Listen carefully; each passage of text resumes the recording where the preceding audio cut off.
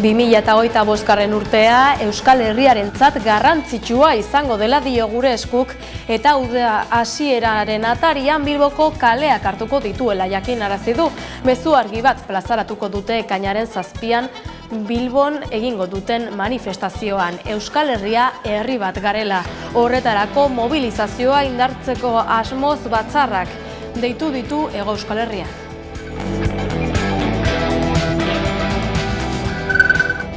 Gabon, eskirotzeko BSH konpainiako aferan enpresa batzordea lantegiaren parean elkartu da gaur Madrilgo bilera dela eta.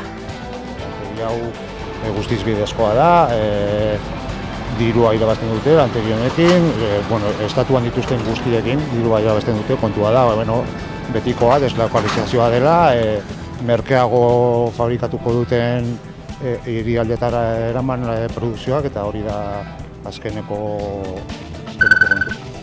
Eraso matxistagatik salatutako gizona Iara Fest jaialditik baztertu egin dutela jakinarazi dute sustatzaileek.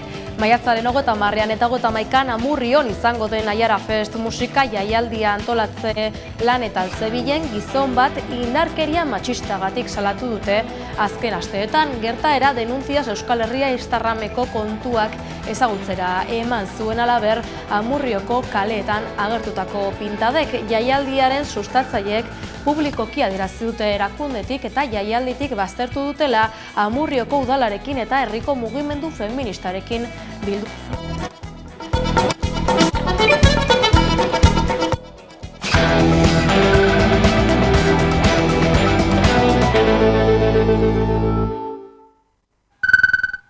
Ongi etorri guztioi, Gure Esku plataforma subiranistak prentsaurrekoa egin du gaur goizean Bilboko Bira Kulturgunean, ekainaren 7ko mobilizazioa aurkeztu eta antolakuntzari bide emateko herrialde batzar irekiak deitu ditu.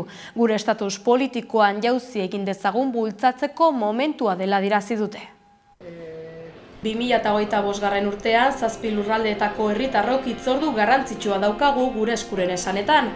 Egungo testuinguru politikoa eta herritar gehiengoaren nahia kontuan izanik mobilizazio erraldoia egingo duela ezagutarazi du Gure Eskuk. Ekainaren 7an izango da Bilbon herri libre bat Euskal Herriak erabaki lelopean.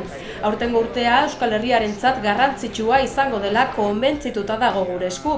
Arrazoien artean autogobernurako bidean aurrera pausoak emateko aukeren aurrean gaudela nabarmendu dute besteak beste. Herri mugimenduaren esanetan egon badaude baldintza egokiak mugimendu esanguratsuak eman daitezen. Euskal Herriko lurralde desberdinetan estatus politikoa berritzeko beharraren inguruko kontzientzia gero eta argiagoa dela uste dugu.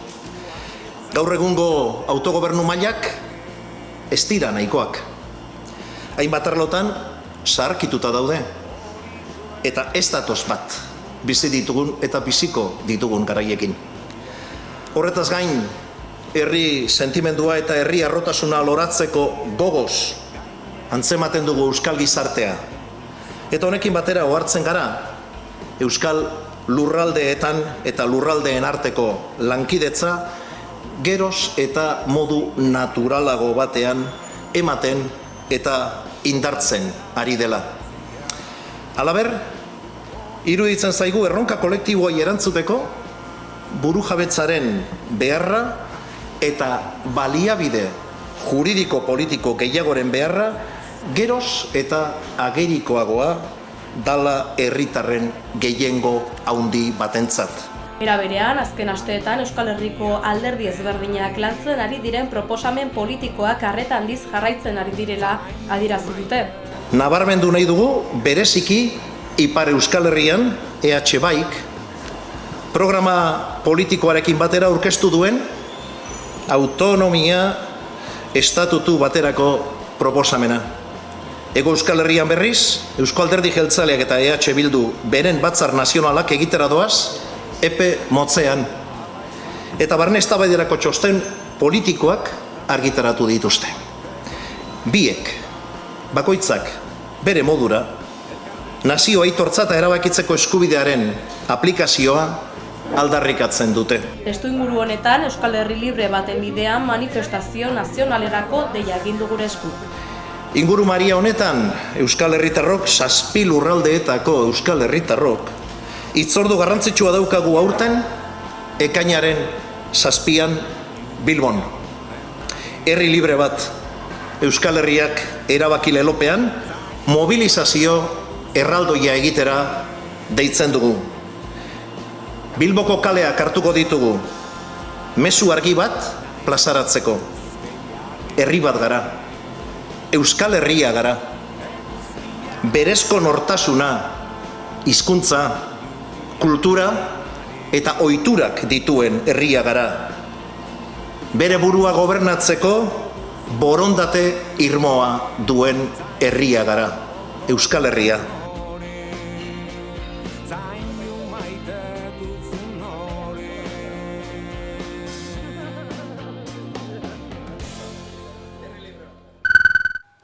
Baztango batzar nagusiak sostengua adierazi die 2021 urtean Arosteiko obrak gelditzeko asmoz kanpaldia egin zuten 7 lagunei 20 urteko espetxe zigorra eta 56.000 euroren isunak eskatzen dizkiete 7 herritarrei. 7 pertsonei 20 urte arteko espetxe zigorra eta 56.000 euroko isunak eskatzen dizkiete Lekarozko Arostegia hirigintza proiektuaren aurka protesta egiteagatik. Arostegiko elkartasun batzordeak kanpaina bat abian jarri du bere absoluzioa eskatzeko, Baztango batzar nagusiak babestuta. Erakundeak joan den urtarrilaren 2an onetsi zuen auzipetuen aldeko mozioa. Aldeko 25 boto emanda, kontrako 2 eta 3 abstentzio. Horren bestez, batzarrak adostu zuen Arostegiko obra gelditzeagatik auzipetutako 7 herritarrei elkartasuna adieraztea eta horien absoluzioa eskatzea. Jazarpen judiziala eta ekonomikoa salatu dute, eta herritarrek beren etorkizunari buruz erabakitzeko duten eskubidea defendatu dute, hirigintza inposizioen aurrean. Arostegia proiektuak 228 etxebizitza, hotel bat eta golf zelai bat aurre ikusten ditu.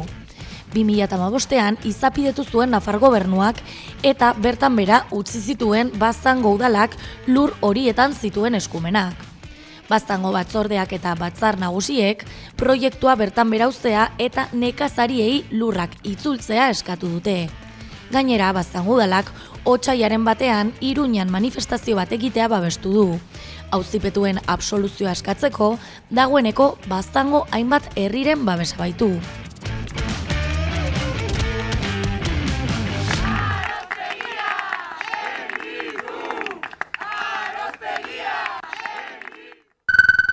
Etxeratek, sarek eta sortuk erabiltzen dituzten datuak bildu ditu Unaitzek presoen egungo egoeraren argazkia marrazteko. Datu horiek baliatuta bideo bat osatu dugu. Adi datuei.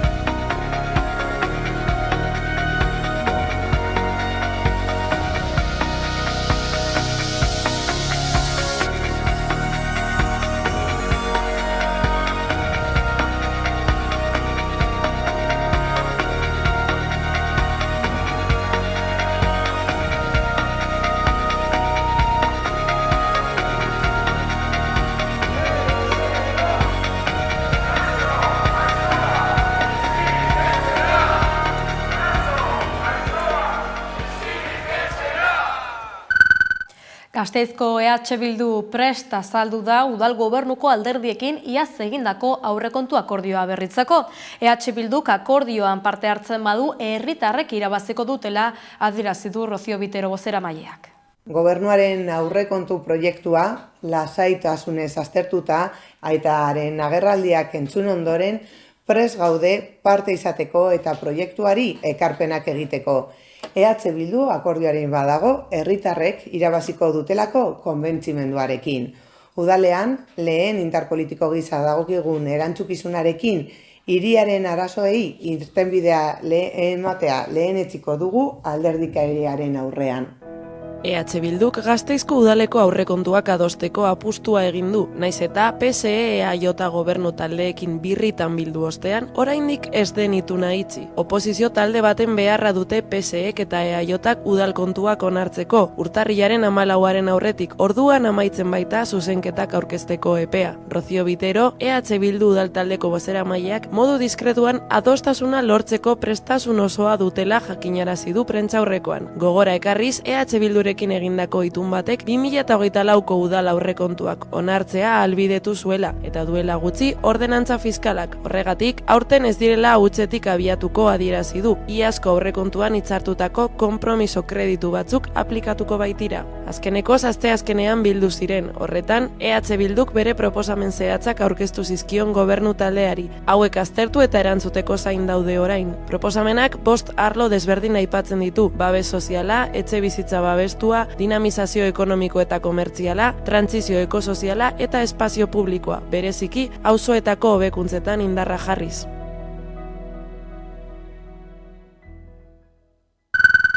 EH Baik lege proposamen bat aurkeztu du laborantza lurrak desagertzeari aurre egiteko. Lurren artifizializazioaren presioa, hirien edapena, lurren kontzentrazioa eta landetxeetako merkatuaren emendatzearen ondorioz, laborantzarako lurren inguruko tentsioa gero eta handiagoa dela azaldu dute.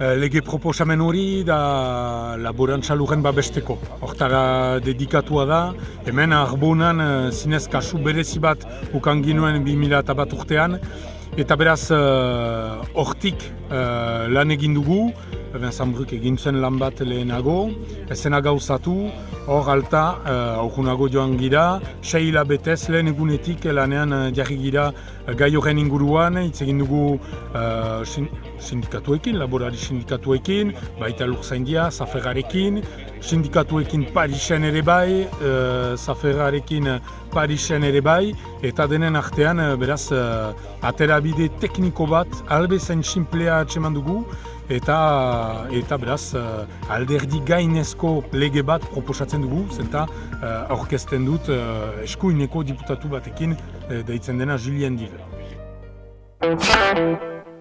Eraso matxistei loturiko aferei dagokionez, Zaiara Festek jakinarazi du eraso matxista batengatik salatutako gizonak jada ez duela loturarik jaialdiarekin.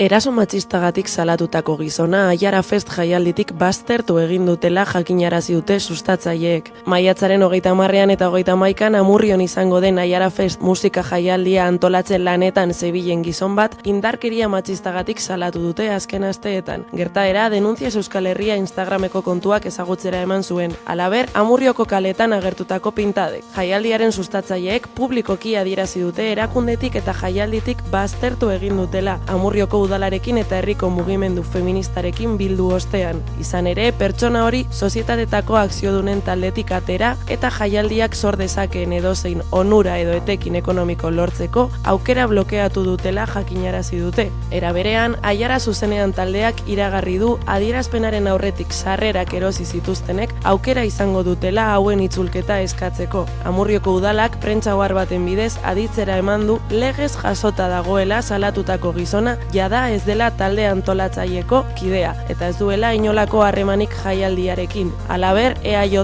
PSE eta EH Bilduko ordezkariek osatutako berdintasun batzordeak jaialdira egokitutako protokolo espezifiko bat ezartzen lagunduko dutela. Salaketak eta jaialdiak berak ateratako komunikatuak zerrezana eragin dute sare sozialetan. Erabiltzaileek komunikatua zalantzazkoa eta bertan mehatxuak agertzen direla adierazi dute. Akordioa iragarri dute Espainiako eta Kanarietako gobernuek bidaiderik gabeko adingabe migratzaileak autonomia erkidegoen artean banatzeko. Adin txikiko horien banaketa ekitatiboa eta adierazle objektiboen arabera egitea eskatu du Jaurlaritzak. Eusko Jaurlaritza eta Kanarietako gobernua akordio batera heldu dira hilabete honetan bertan migrazio krisiari aurre egiteko lege dekretuaren proposamena eduki ahal izateko. Hori bera urtarrian prest egoteko konpromiso politikoa hartu dute. Ondoren ministro kontseiluak onartzea faltako litzateke eta indar politikoekin negoziatu ahal izatea diputatuen kongresuan, non gehiengo batek onartu beharko duen. Jaurlaritzarentzat aurrerapen handia honako akordioa. Onartuz gero adingabe atzerritarrak banatzeko ezohiko neurri bat aplikatu ahalko litzateke. Ez Kanarietan daudenentzat bakarrik baizik eta penintxula osora iristen ari direnentzat. Berezike planteatzen duguna da metodologia bat, banaketa orekatu bat eta solidarioa egiteko horrelako neska mutilak eta umeak heltzen direnean. Lehendakariako hartarazi du une honetan ia 5.000 adingabe gehiago daudela Kanariar irletan, penintsulara etortzeko zain. Eta hoiek nola banatzen diren da dekretu lege horren bitartez arautuko litzatekena. Lege dekretua onartuz gero hor zehaztuko da banaketa metodologia, eta eredu horrek markatuko du aurrerantzan iristen diren migratzaile adingaben banaketa nola egin.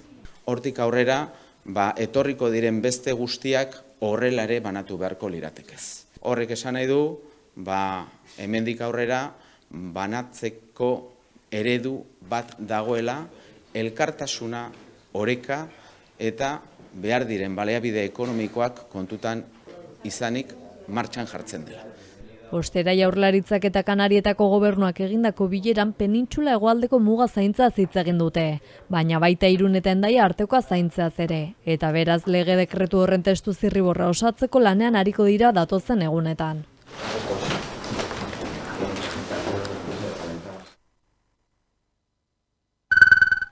Euskarari loturiko albistei dagokionez, lan eskaintza publiko bateko euskara eskakizunak neurriz kanpokoak direla ondorioztatu du Euskal Autonomia Erkidegoko Justizia Auzitegiak. Modu horretan, Bilboko auzitegi batek iaz emandako epaia berretsi du. LEP lan eskaintza publiko bateko euskara eskakizunak neurriz kanpokoak direla ondorioztatu du Euskal Autonomia Erkidegoko Justizia Auzitegi Nagusiak. Modu horretan, Bilboko auzitegi batek iaz emandako epaia berretsi du. Naiz eta epaia finkoa ez izan, Bizkaiko Foru Aldundiak kasazio helegitea aurkeztuko duela adierazi du. Epaitegiak iaz ebatzi zuen Foru Aldundiaren lan eskaintza publikorako euskara maila neurriz kanpokoa zela, diskriminatzailea zelako gazteleraz soilik dakitenentzat. Orduan, helegitea aurkeztu zuen Foru Aldundiak, baina Euskal Autonomia Erkidegoko Justizia Auzitegi Nagusiak atzera bota du. Azaldu duenez, ez die herritar guztiei lanpostu publikoetara baldintza berdinetan sartzeko eskubidea bermatu. Are, euskaraz ez dakiten hautagaiak gutxietsi egin dituztela eta euskara maila gehiegizko pisua izan duela gaineratu du. Epaitegiaren esanetan, euskaraz jakitea ez da ezinbestekoa euskarazko harta emateko. Lan eskaintza publikoa 2021ekoa da eta eskaintzen ziren 77 lanpostuetatik 71erako euskara maila jakin bat eskatzen zen. Bizkaiko Foru Aldundiak ebazpena errespetatzen duela adierazi du oharbidez, baina bai funtzio publikoaren arloan, bai hizkuntzaren arloan aplikatu beharreko araudia ez dutela behar bezala interpretatzen deitoratu du. Iazko martxoan Donostiako udaltzaingoak Espainiako poliziak eta ertzaintzak operazio bat egin zuten Martutene auzoko eraikin abandonatu batean eta bizi ziren 56 etxegabeak identifikatu zituzten. Orain Arartekoak auzitan jarri du Martuteneko kaleratzean Donostiako udalak izandako jokabidea.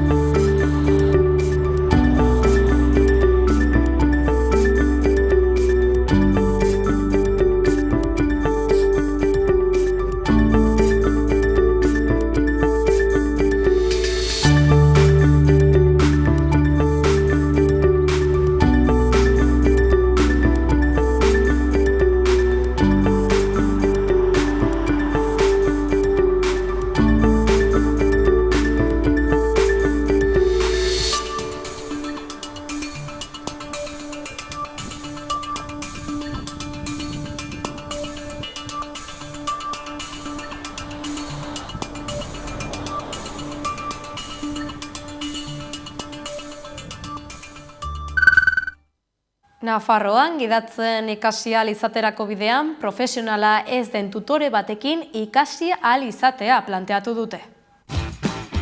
Merkatuen eta Lehiaren Batzorde Nazionalak proposatu du baldintzak malgutzea Euskal Herrian lagunduta gidatzea errazteko. Modalitate horretan, profesionala ez den tutore batek gidatzen du ikaslea, beste herrialde batzuetan gertatzen denaren antzera. Eredu horrek kostuak murriztea eta izan gaientzako aukerak handitzea ahalbidetuko luke, batez ere landa eremuetan edo lotura txikiagoa dutenetan. MLBNek azpimarratu du gidari gehienak diru sarrera txikiko gazteak direla, eta neurri horrek bide segurtasuna hobetu dezakela. Azterketara aurkeztu aurretik esperientzia irabazteko aukera ematen dielako. Gainera, uste dute ez liokela prestakuntzaren kalitateari eragingo. Azterketak administrazioak kudeatzen baititu. Gomendio horrez gain, MLBNek proposatzen du autoeskolaintzako oztopoak murriztea, hala nola lokal fisiko bat izateko bete beharrak kentzea eta prestakuntza mota desberdinak eskaintzea. Halaber, irakasle edo autoeskolako zuzendari izateko baldintzak simplifikatzea eta azterketen kudeak eta optimizatzea proposatzen du. Erreforma horien helburua da Espainiako bide prestakuntzako sistemaren irisgarritasuna, lehia eta kalitatea hobetzea.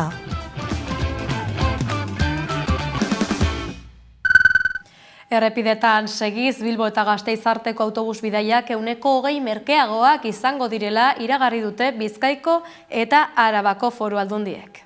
Bilbo eta Gasteiz arteko autobus bidaiak 20% merkeagoak izango direla iragarri dute Bizkaiko eta Arabako Foru Aldundiek. Bat, barik eta mugitxartelak ordainbide gisa sartuko dira eta hileroko, 3 hileroko eta urteko bonuak erabiltzaileen eskura jarriko dira autobus bidezko garraioaren emakida bateratu berriarekin. Gasteiz eta Forondako eta Loiuko aireportuen arteko linea berri bat gehituko da ere 2025ko erdialderako. Bilbo eta Gasteiz konektatzen dituen autobusaren prezioa 7,45 eurotik 5,98 eurora pasako da. Bat, barik edo mugi txartelekin ordainduz gero prezioa 4,78 eurokoa izango da. Bonuei dagokionez, hileko, 3 hileko eta urteko bonuek 25%ko deskontua izango dute, 20%koa 26 urte arteko gazteentzat. Ordutegiak eta maiztasunak aldatuko dira zerbitzu iraunkorragoa bermatzeko. Eguneroko azken zerbitzua gaueko 11etan izango da 2 noranzkoetan, ostiral eta larun batetan berriz gaueko 12etan. Autobus berriak egongo dira ere eserlekuen artean leku gehiagorekin, bideozaintzako kamerarekin maletategian, wifiarekin, USB kargagailuekin eta segurtasun sistema berriekin hornituta. Zerbitzua La Union enpresak eskainiko du 10 urterako. 6 linea izango ditu, 5 oraingo linien berrantolaketatik eta berria aireportuetara. Langileen aldarriei begira eskirotzen, BSH-ko langileek elkarretaratzea gauzatu dute Madrilgo bilera dela eta Irune Errejano konta eguzu. BSH eskirotzeko langileak eskirotzeko lantegia ezistaren alde mobilizatu dira. Industria Ministerioak antolatutako Madrilgo bileran egotekoak ziren, baina azkenean haien hitza Nafarroako gobernuaren ordezkaritzaren esku uztea erabaki zuten atzo arratsaldean. Madrilen besteen artean Maria Txibite presidentea, Carmen Maeztu berdintasun eta ekonomia kontseilaria eta Mikel Irujo industria sailburua Alemaniako 2 ordezkariekin bilduko dira. Ondorean, bihar, Nafarroako gobernua BSH enpresa batzordearekin bilduko da bileraren nondik norakoak azaltzeko. BSH-ko langileek elkarretaratzea egin dute eskirotzeko lantegiaren aurrean Industria Ministerioko eta Nafarroako gobernuko ordezkaritza bat BSH-ko Alemaniako zuzendaritzarekin bildu diren bitartean Nafarroako lantegiaren itxiera eztabaidatzeko. Sergio Ayukar enpresa batzordeko kideak adierazi du espero dutela alternatibak bilatzeko bide bat irekitzea.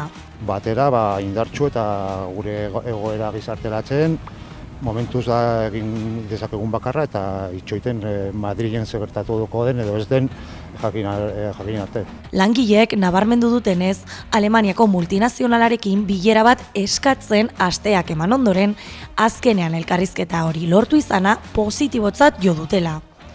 Enpresa batzordeak Madrilgo bilerara ez joatea erabaki zuen, Alemaniako zuzendaritzaren presentzia funtseskoa zela iritzita. Orain, Nafarroako gobernuak bileran eztabaidatukoari buruzko informazio zuzena emango die, eta beraz, larunbat honetan eskualdeko gobernuarekin bilduko dira emaitzak ezagutzeko. Lantegi hau guztiz bidezkoa da, dirua irabazten dute lantegi honekin, estatuan dituzten guztiekin dirua irabazten dute, kontua da, betikoa, deslokalizazioa dela, merkeago fabrikatuko duten hirialdetara eraman produkzioak eta hori da azkeneko kontua bai. Langileek aitortu dute egoera zaila dela, ziurgabetasun handiarekin eta oso tentsio handiko langiroarekin. Produkzioa ez dela urte arrunt bateko ohiko erritmoari jarraitzen ari gehitu dute. Naiz eta irmo mantentzen diren, prozesu hori luzea eta ziurgabetasunez betea izango dela jakinda.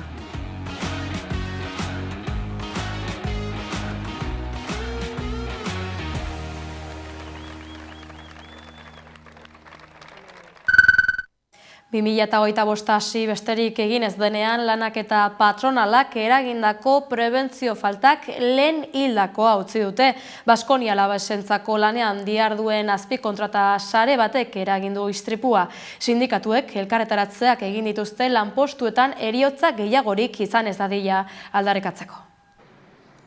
Aurten gertatu den lehen lan heriotza salatzeko elkarretaratzeak egin dituzte sindikatuek. 51 urteko langile bat hil zen asteartean Gasteizen. Ez beharra, Baskonia Alavez taldeen futbol zelai berria eraikitzeko lanetan gertatu zen, ondea makina batek harrapatuta. Gizonak, zikotz enpresak azpikontratatutako Excavaciones Mendiola enpresarentzat egiten zuen lan. Sindikatuen hitzetan, onartezina da egunero lantokira joateak bizitza arriskuan jartzea. Horregatik, enpresei eta administrazioari neurriak hartzeko eskatzen diote, lan heriotzak saihesteko. Era berean, lan istripuek langileriarentzat duten garrantziaz jabetzeko deia egiten diote gizarteriari.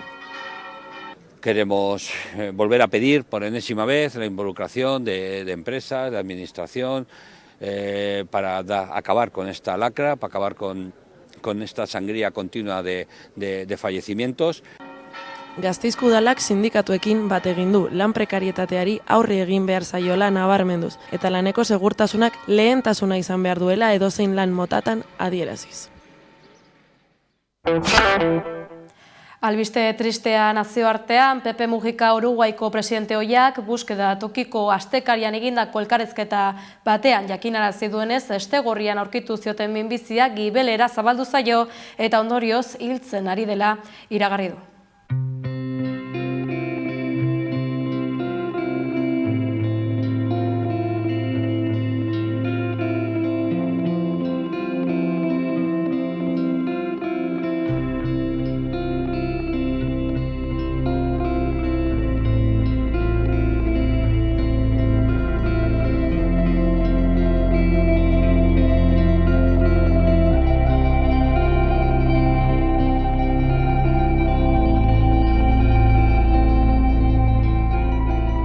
Me quiero despedir de mis compañeros y de mis compatriotas.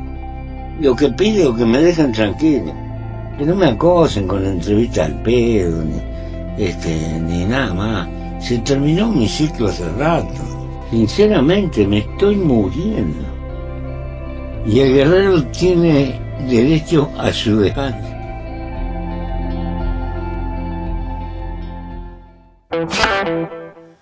Azkenik kultur agendari begira, Lakarri eta Altzaiko gazteek bultzatuta igandean urtarriak 12 hasiko dira aurtengo maskaradak Zuberoan. Guztira 12 emanaldi egingo dituzte martxoaren 30 arte. Ez galdu.